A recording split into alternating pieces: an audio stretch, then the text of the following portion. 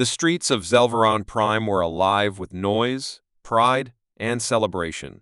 Above, the towering structures made of dark metal and glowing stone, massive banners floated in the sky, displaying the sharp emblem of the Varnak Empire, a species known across the galaxy for their power, cruelty, and control. Crowds of tall, armored aliens gathered in the Grand Plaza, their slit-shaped eyes focused on the center, where a floating cage hovered above the stage. Inside that cage was something they never expected to catch: a child. Not just any child, but a human one. He was small, fragile-looking. He wore a plain jumpsuit, torn at the knees, and his bare feet rested quietly on the cold floor of the cell. His arms were bound with magnetic cuffs, more as a show than a necessity. He had not struggled. He had not spoken. From the moment they found him in the ruins of a forgotten outpost, he had been silent. And that silence unsettled the Varnak more than any scream ever could. High Commander Trask, a proud and seasoned leader, stepped forward, addressing the crowd with his deep voice echoing through the air. "Behold, the last of a failed species. A child of the extinct humans, weak, lost, and alone." The crowd roared in laughter and mockery, throwing glowing stones at the cage as if it were a game. The child didn't flinch. He simply looked down, eyes heavy, lips sealed. Some of the younger officers approached, curious. One tapped the cage, another made faces, but the child remained still. Trask grunted. "Put him in the science ward. Perhaps his body holds secrets we can use."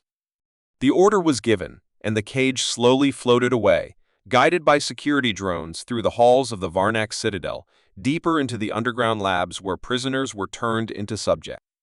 They called it progress. They called it dominance.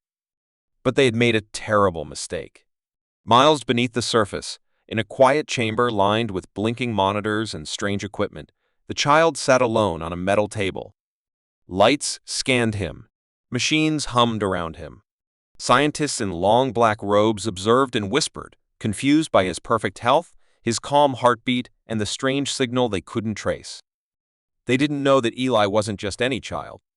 He was one of the last born, a hidden generation scattered across the stars by Earth 200 years ago, when the final war forced humans to vanish from the galactic stage.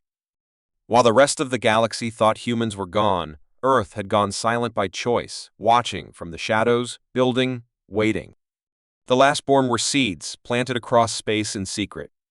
Each one carried a single, simple code embedded in their blood. A code that would activate if they were in danger. And now, Eli's blood had awakened it. Far beyond Zelveron, beyond even the known trade routes, in a quiet corner of the galaxy, an ancient satellite blinked to life. It had slept for 2 centuries, powered by dormant AI and quiet hope. The signal it received was short HELDST, a TUSCHILD.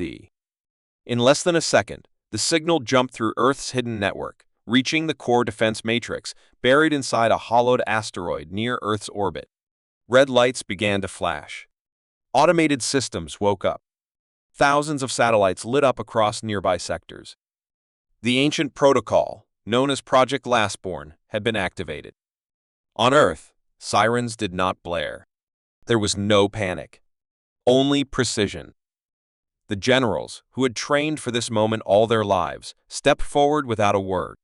The president, who had never spoken of war publicly, pressed a single button. Factories shut down civilian production and shifted to military mode. Hangars opened across Earth and her colonies. From the ground, they looked like mountains rising into the sky. And then, one by one, the dreadnoughts began to launch. Back on Zelveron, the scientists were confused. The child's body temperature was rising slowly, yet he showed no signs of stress. His eyes, now open, were sharper than before. One of the doctors leaned closer, scanning his pupils. "He's human, no doubt. But there's something wrong. His body is sending out waves." Another technician frowned. "To where?" They tried to trace it, but the signal vanished the moment it left the room. They didn't know it had already reached Earth. They didn't know what it meant. One scientist chuckled nervously. "Perhaps it's just a glitch." He's still just a child, helpless. But Eli turned his head slowly, and for the first time, he spoke. One word. Quietly, calmly. You're wrong. The scientists froze. His voice carried no fear, no anger, only certainty. One of them stepped back, a strange cold creeping into his chest.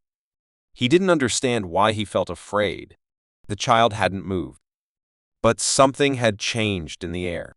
Above ground, the Varnak fleet was preparing for a routine patrol when the first alert came through.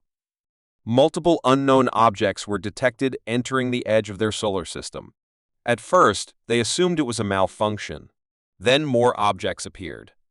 10, 50, 1,000, 10,000. Within hours, the number reached 100,000, then 200,000, then 5, and still climbing.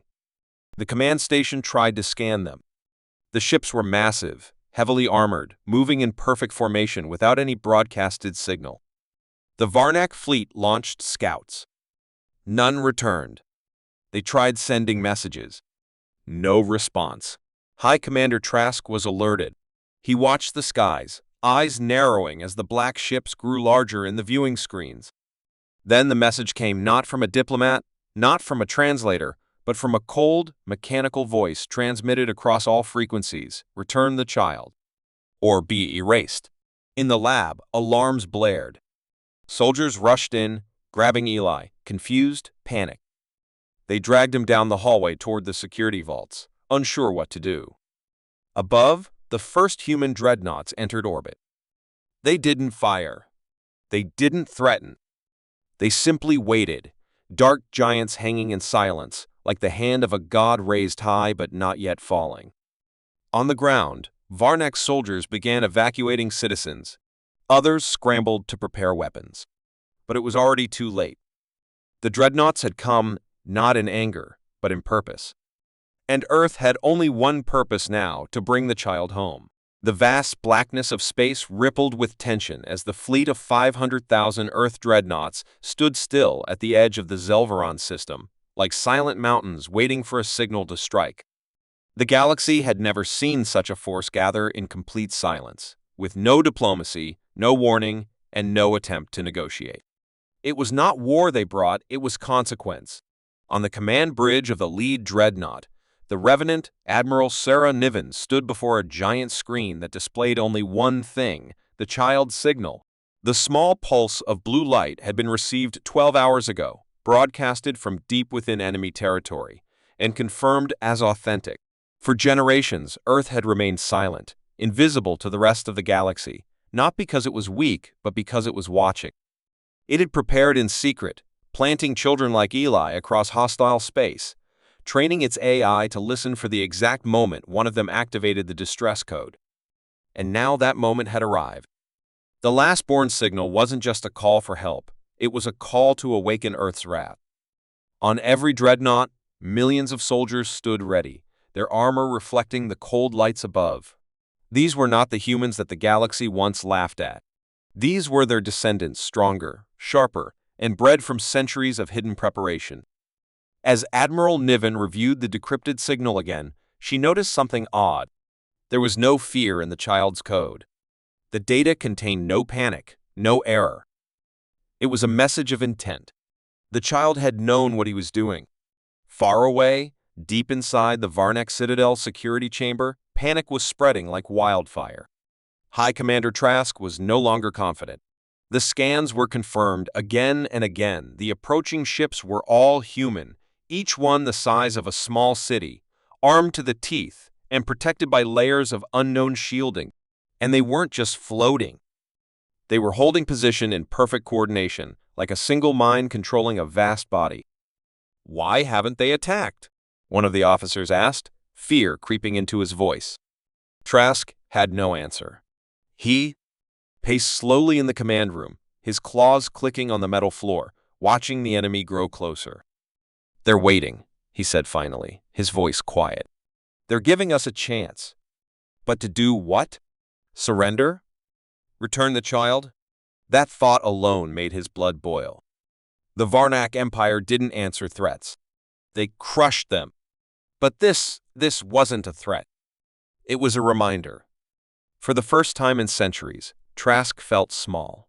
He ordered every fleet to form a defensive line and ordered the child to be moved to the inner vault, hidden under layers of security.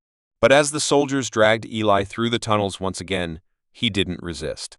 He simply looked at them calmly, his eyes carrying the weight of 1,000 voices. "They're coming," he whispered, just loud enough for one guard to hear. The guard paused, hand tightening on his weapon, unsure why that voice chilled him more than the alarms above. Back on Earth, global networks displayed the return of war for the first time in 200 years. Cities paused. Schools stood silent. Civilian life didn't panic, it watched. For humanity had not taught its people to fear war, but to understand it. The child's signal had awakened more than ships. It had awakened memory. Across Earth, old soldiers came forward. Engineers turned their factories toward weaponry, and hidden bunkers deep under the oceans began launching orbital cannons into position. Earth had never wanted to return to the galactic stage with force. It had wanted peace. But peace had come at the cost of silence. And now a single child had broken that silence. Every human now knew his name, Eli Ward. And every human knew what must be done. The child must be saved. Not because of who he was, but because of what he represented, the signal that humanity was still here, and it had never stopped preparing. Inside the Revenant, Admiral Niven received a message from Earth's Command Corps. The final clearance had been given. She turned to her officers, nodded once, and gave the order. The human fleet moved. Slowly, steadily, like a rising tide swallowing a beach, the dreadnoughts advanced toward Zelveron Prime. Panic erupted across Varnak space. Civilian ships tried to flee, but were blocked by Earth's blockade. Military fleets scrambled into position but found themselves surrounded. The humans didn't fire. Not yet. Instead, they began broadcasting a message across all frequencies, in every language known to the galactic records. "Return the child." This is not a request. That simple line repeated once per hour, and with every hour, more ships appeared. Not just dreadnoughts now, but carriers, planetary rammers, cloaked destroyers, even ancient war satellites pulled from Earth's vaults. It was clear the signal had done more than summon a rescue. It had reawakened the storm. Trask, desperate, called an emergency meeting of the High Council. Some wanted to return the child immediately. Others demanded a counterattack. But no one had answers. No one could explain how humanity had hidden so long or built so much. They had been underestimated for centuries, called extinct, weak, unworthy. But now, standing on the edge of extinction themselves, the Varnak realized they had never truly known humanity at all. Meanwhile, in the vaults below, Eli sat in a small room, arms still bound, head resting against the wall. A soft light blinked under his skin, a quiet pulse from the signal still burning in his blood. He could feel them now. The dreadnoughts. The humans. His people. They were near. He closed his eyes, breathing slowly, calmly. He wasn't afraid. He never had been, because he knew what Earth was. He had been raised to understand the weight of humanity's silence. And now, that silence had become a roar. On the Revenant, a second signal appeared. It wasn't from Eli. It was from deep within the Varnak system. A hidden beacon placed long ago by Earth's scouts, triggered by proximity. Admiral Niven stared at it. It was a second code, this one not just a rescue command, but an activation. Earth had not sent its entire fleet. It had sent only the beginning. And now, the galaxy was about to witness what happened when the last signal was received. She turned toward her officers and gave the second command. "Prepare for deployment. We're going in." The Varnak Empire had always believed in its strength. It ruled over countless star systems, crushed rebellions in days, and silenced enemies before they could rise. Its fleets were feared, its leaders respected, and its name carried weight in every corner of the galaxy. But arrogance had slowly eaten away at its wisdom. For centuries, the Varnak had ignored Earth. They believed humans were a minor race, too scattered, too emotional, and too fragile to ever pose a serious threat. Reports of Earth's silence were seen as weakness. Warnings from scouts who vanished near Sol were dismissed as superstition. Worship. His advisors argued behind him, shouting over each other, panicking about retreat plans and evacuation routes. But Trask didn't speak. He had made a choice weeks ago when they captured the child. He had ordered experiments. He had denied the child food, pushed him into isolation, and laughed at the idea that Earth would notice. He had believed, with all his experience, that humanity was extinct in all but name. He had believed Earth was silent because it had lost its strength. That mistake was now burning through his empire like wildfire. Outside the borders of Zelveron Prime, the human fleet had completed its formation. It was a ring of steel and fury, unmoving, unbroken, and unnatural in its silence. No weapons fired. No demands were shouted. Earth didn't need to scream. Its message was already received. In every corner of the galaxy, smaller empires watched in fear. Surveillance drones shared images of human ships glowing in black space, pulsing with unknown energy, their weapons offline but fully powered. The humans had not come to bargain. They had come to judge. Inside the Revenant, Admiral Sarah Niven reviewed the old files, the ones marked with red warnings and hidden for centuries. They contained stories from long ago when humans still traveled the galaxy freely. In those days, humans had been mocked for their emotions, their unpredictability, and their chaotic thinking. But what the galaxy had never understood was that chaos had a pattern. Emotion had strength, and unpredictability could be planned. The ancient warning had been clear: never push humanity into a corner, because when they stop talking, something worse begins. And now, that silence had returned. In the underground vault of the Varnak Citadel, Eli sat alone, his eyes closed, the pulse in his arm growing brighter. The guards had stopped mocking him. They no longer laughed when he spoke. They now stood quietly, watching him with nervous eyes, uncertain of what he was. To them, he was just a human child. But to Earth, he was proof. Proof that the Varnak had crossed the line. The signal he had sent was more than a distress call. It was a code tied to an ancient agreement, an oath buried in Earth's war protocols. If one of ours is taken and tortured, release is not enough. The hand that caused pain must be broken. Eli didn't need to speak. He didn't need to fight. His very survival had triggered the machine of war. Somewhere above, a signal had changed. It wasn't loud. It was quiet, cold, and final. The Revenant received a short message from Earth's command center. They have chosen Pride. Proceed. And that single line was all it took. Admiral Niven gave the order. Within seconds, the silence was shattered. Earth's dreadnoughts moved like waves crashing upon a shore, each ship targeting Varnak defenses with precision. The first strike was not nuclear or plasma, it was surgical.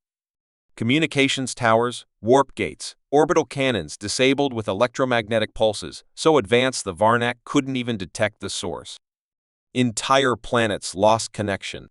Defense fleets tried to respond, but their engines failed before they could move. AI systems collapsed. Shields overloaded. It was as if the humans had written the attack into their systems from the start. Trask watched in disbelief as his screens went dark one by one. No screams, no alerts, just cold silence as his empire's strength dissolved like dust in a storm. His fleet commanders begged for orders. He had none. He had made a mistake too deep to undo. Above the chaos, human carriers released small ships shaped like darts, silent and near invisible. These were not weapons of mass destruction. They were retrieval units. Their target was one child. Eli. The Varnak forces, confused and broken, barely noticed as the small squad of human commandos infiltrated the Citadel. They didn't fight their way in. They didn't need to. The path had already been cleared by their technological sabotage. The guards outside Eli's chamber stood frozen when the walls collapsed and the commandos entered without a word. They saw the child, nodded once, and removed his chains. Eli looked up, not surprised. He simply whispered, "They came." The leader of the squad nodded, placed a protective shield around him, and activated the extraction protocol. Within minutes, Eli was gone. The vault was empty. The child was free. But Earth was not done. The galaxy had to understand. Mercy was not weakness. Silence was not fear. And arrogance came with a price. As the Revenant broadcasted a message to the entire Varnak Empire, every citizen heard the same sentence: "This is not revenge. This is correction." One by one, human ships targeted only military structures, war factories, and command bunkers. Civilian zones were untouched. Earth made it clear they didn't want destruction. They wanted memory. The Varnak had to remember this day for all time. The mistake of arrogance would echo across generations. Trask stood in the ruins of his war chamber, the walls shaking, systems dead, and alarms fading into silence. He had believed the humans were finished. But now, with nothing left but regret, he realized what others would soon learn: Earth had not been hiding. It had been waiting. The galaxy was silent, but not in peace. It was the silence that came before a storm so powerful that even the stars seemed to hold their breath. The Varnak Empire had made a mistake, and now Earth had answered. Not with words, not with negotiation, but with a fury so calculated and overwhelming that even the most powerful empires watched in fear. Across hundreds of star systems, Earth's fleet moved like shadows, silent and unstoppable, striking without warning, vanishing before anyone could react. No one had expected this. For years, humanity had remained distant, focused only on its own worlds, refusing to involve itself in the politics of the galaxy. The other species had whispered that Earth had grown soft, too emotional, too slow to evolve. But deep within its cold silence, Earth had been watching, listening, and preparing. The abduction and torture of a single human child by the Varnak had not just awakened Earth's attention, it had awakened its wrath, and that was something no one was ready for. High above the ruined capital of the Varnak Empire, the sky had turned red, not from fire, but from the glowing cores of human dreadnoughts that now surrounded the planet like a prison wall. Each one was a city-sized ship, equipped with technology the galaxy could barely understand. The people on the surface could see them from the ground, hanging in the sky like silent gods of war. Earth had made no demands. It sent no ultimatums. It simply arrived. Inside the lead vessel, Revenant Prime, Supreme Admiral Sarah Niven stood with her officers, her eyes focused on the planet below. Her voice was calm, but her orders were final. They were not here for conquest. They were not here to negotiate. They were here to make the galaxy understand a single truth: if Earth bled, the stars would burn. And today, they were going to send that message in a way that would never be forgotten. On the ground, Commander Trask of the Varnak military knew his empire had fallen. Their communications were gone. Their ships were grounded. Their weapons were disabled before they could even fire. The attack had come with no warning, and every defense they had trusted was now worthless. Earth had used no massive explosions, no planet-killing bombs. Instead, it used precise, controlled destruction. Military installations were reduced to ashes without touching civilian homes. Supply lines were cut in seconds. Satellites were wiped clean. Earth didn't just want victory, it wanted the Varnak to remember what fear felt like. Trask had once laughed at the idea of humans. He remembered the child they'd captured, the way he stared back without speaking, the quiet defiance in his eyes. That child had sent a signal. That signal had brought doom. In the halls of the Galactic Union, panic spread like fire. Representatives from other empires screamed over one another, demanding to know how Earth had become this powerful, how it had moved a fleet so large without being detected, and how it had crushed the Varnak without losing a single ship. Some wanted to call Earth to the council. Others wanted to prepare for war. But none of them dared to move. Because even now, Earth's ships were not just around the Varnak. They had spread across the galaxy, silently positioning themselves near every empire that had laughed at humanity, that had taken part in its humiliation, that had called it weak. They sent one message: we are watching. No threats, no insults. Just a fact. The Union understood something that day. This was not the Earth of old. This was not the race of explorers and diplomats they once knew. This was a storm that had waited quietly for too long. Back on Earth, the people did not celebrate. There were no parties, no loud speeches.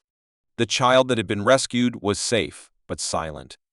He had become a symbol, not of war, but of pain that had been ignored for too long. His presence reminded the world why they had acted. In the war room beneath the surface of the planet, leaders sat in silence, watching the reports come in. No one smiled. They knew what they had done. They knew what it meant. Earth's wrath was not about revenge. It was about making sure it never happened again. Across human colonies, there was unity like never before. It was not pride that held them together. It was understanding. For centuries, they had watched the galaxy, offered peace, accepted mockery, and turned the other cheek. But they had always known that the day would come when one act would cross the line. And now that it had, there was no going back. In the final hours of the operation, Earth ships began one last action. From orbit, they sent down drones not to attack, but to deliver messages. On every Varnak world, giant holographic screens lit up with a single sentence, spoken in every known language. This was mercy. Do not seek what comes after. The words were not loud, but they shook the hearts of every citizen, because they knew, deep inside, that it was true. Earth had the power to erase their planets, but it had chosen not to. That choice was the real weapon. It wasn't Earth's ships, or its weapons, or its soldiers. It was the fact that they had shown restraint, even when no one else would have. That restraint was terrifying. As Earth's fleet slowly began to withdraw, the galaxy watched in silence. No one moved. No one dared to speak against them. Empires that once stood tall now questioned their own power. Old enemies of the Varnak wondered if they were next. Pirates vanished from trade routes. Slaver ships disappeared. Even black market warlords erased their signals, hoping to stay invisible. Earth had not just punished one empire, it had reshaped the galaxy's balance in a single campaign. The wrath of Earth was not fire and noise. It was precision, silence, and an unstoppable will. It was the rage of a patient people pushed too far. Commander Trask, now a prisoner, sat in his ruined capital, staring at the sky. He had seen many wars. He had crushed many worlds.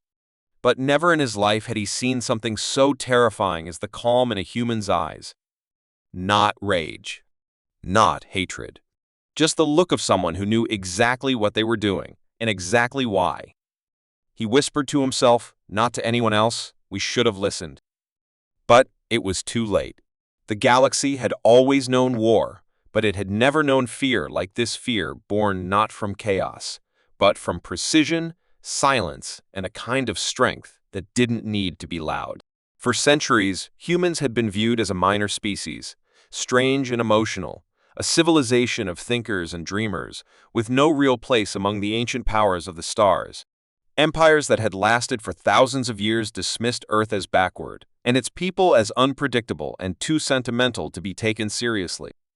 But everything changed after the Varnak conflict. The destruction of their empire had sent a signal louder than any declaration. The human fleet, unstoppable and quiet, had left behind no rubble, no monuments of conquest, only memory and silence, the kind that echoed longer than any explosion. Now, across the galaxy, the mention of Earth was met with a hesitation, a pause that had never existed before. Where once there was arrogance, now there was calculation. Where once there were insults, now there was cautious respect. But beneath that respect, even deeper, something had begun to grow, something colder and more dangerous. Fear. It started in the outer colonies, where smugglers and raiders once joked about humans being soft. These were hardened criminals, war veterans, pirates who feared nothing until they saw the black shapes in the sky. No lights, no sound, just massive, dark ships hovering in silence, watching. They never attacked first, but they never needed to. One by one, the pirate clans vanished, their strongholds wiped from orbit with surgical strikes. No one ever saw a human soldier land. The ships would come, the targets would disappear, and then the ships would vanish like ghosts. The survivors told stories of dreadnoughts that could bend space itself, of human AI that could speak every known language and mimic the voice of anyone, and of machines that could hack entire planetary defense grids in seconds. But the most terrifying thing wasn't the technology, it was the message that always followed, the same line spoken with quiet certainty: we do not forgive. We do not forget. We only remember. The leaders of the Galactic Union were not fools. They had mocked Earth before, but now they watched everything closely. In hidden meetings behind layers of security, they discussed human behavior, human tactics, and most of all, human emotion. The thing they feared most wasn't human anger, it was their control. Earth didn't act out of rage. It acted out of principle, with a calm that made everything more frightening. They never retaliated without reason, but when they did, the consequences were total. It wasn't destruction they left behind. It was a kind of emptiness, systems where no life dared remain. And so, whispers spread through the stars, growing into quiet warnings: don't provoke Earth. Don't touch their colonies. Don't test their patience. Respect them, because the alternative wasn't survival, it was erasure. On a small moon deep within a trade sector, an alien researcher named Vale Tharn sat in a dark chamber filled with holoscreens, analyzing old records. He was part of a secret project funded by frightened empires, trying to understand how Earth had changed so fast. What Vale Tharn found chilled him more than any battle footage. It wasn't just ships or weapons, it was the way humans learned. Every loss in their past had been studied, every weakness turned into strength. They had adapted faster than any species before them. They weren't just survivors, they were engineers of resilience. Their psychology, their history, their obsession with preparation, it all pointed to one truth: humans had never truly been weak. They had just been waiting for the right moment to stop pretending. That realization made Vale Tharn sit back in silence. Because if Earth had chosen to show only this small fraction of its power, what else was it hiding? In a different corner of the galaxy, a young alien diplomat named Arixa was sent to Earth for peace talks. She expected a cold, hostile world, guarded by machines. But what she saw shook her deeper. Earth was alive, lush, beautiful, and calm. Cities blended with nature, children laughed in the streets, and everywhere she went, humans smiled with a warmth that made her forget her fear. But beneath that warmth, she sensed something else. Every building had hidden shields. Every tower had quiet security drones. The people were not afraid, but they were ready. Always ready. She realized then that the most dangerous thing about humans wasn't their anger, it was their love. They fought not for greed, but for each other. And when someone threatened that bond, they didn't respond with hate, they responded with a focused determination that nothing could stop. Arixa returned to her council and said only one thing: Earth does not want war. But if war comes, they will not lose. They will end it. The final turning point came when a rogue warlord from a dying empire tried to test Earth's limits. He kidnapped a group of human scientists, thinking Earth would hesitate to act over civilians. Within 2 hours, every ship in his fleet lost power.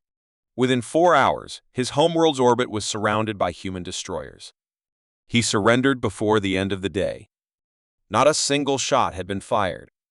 The scientists were rescued, unharmed, and Earth said nothing. No speech. No warning. Just silence. That silence was louder than any threat. The galaxy now understood something that could not be unlearned. Earth had changed the rules. Power no longer came from numbers or size. It came from discipline, from unity, and from something else, entirely something only humans had. A purpose so strong that it turned fear into a weapon and respect into a shield. And so, the galaxy changed. Trade routes shifted. Laws were rewritten. Old powers fell into line. New alliances were formed around Earth, not to control it, but to stay close enough not to be seen as threats. Human ambassadors walked into ancient chambers where their species had once been mocked, and now they were welcomed with trembling hands. The name Earth was no longer spoken casually. It carried weight. It carried silence. And it carried the memory of ships that never missed, soldiers who never hesitated, and a world that had once been ignored, now standing at the center of everything. The fear of Earth was no longer based on what it had done, but on what it was capable of doing, should it ever be forced to again. But beyond that fear, there was also respect, because Earth had not become a tyrant. It had not demanded tribute or territory. It had not crushed the weak or ruled with cruelty. It had simply declared without shouting that it would never be a victim again. And the stars, in all their ancient arrogance, finally listened.